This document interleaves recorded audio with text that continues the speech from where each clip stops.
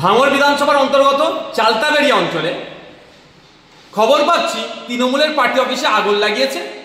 তৃণমূলের নেতা শওকত মোল্লা সাহেব আমাদের আইএসএফের নামে অর্থাৎ আমাদের নামে দোষ দিচ্ছে। এটা তো পুরাতন গল্প, এই ধরনের গল্প উনি অনেক আগে পড়ে নিয়েছেন। এটা সুপরিকল্পিত আইএসএফের ছেলেদের নামে মিথ্যা মামলা দেওয়ার জন্য।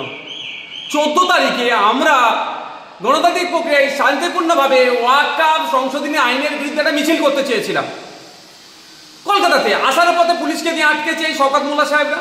সেখানে হিংসা করে আমাদের নামে 5টা মামলা হয়েছে। 5টা মামলাতে বিভিন্ন নেতৃত্বদের নামে মামলা দিয়েছে। এখন দেখছে আরো 22 কি কার নামে দেওয়া যেতে পারে।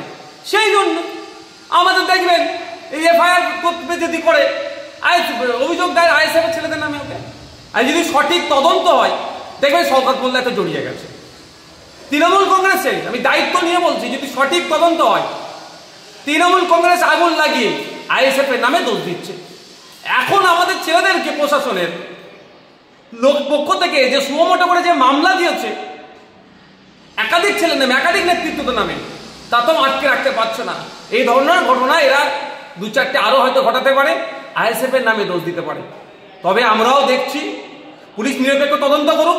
যে আগুন লেগেছে সত্যি যদি তাকে গ্রেফতার করা হয় দেখবেন, আমি অন ক্যামেরা বলছি, সে তৃণমূলের। এবার তাকে কে আগুন লাগাতে বলেছে তৃণমূলের বড় নেতারও নাম চলে আসবে যদি সঠিক তদন্ত হয়।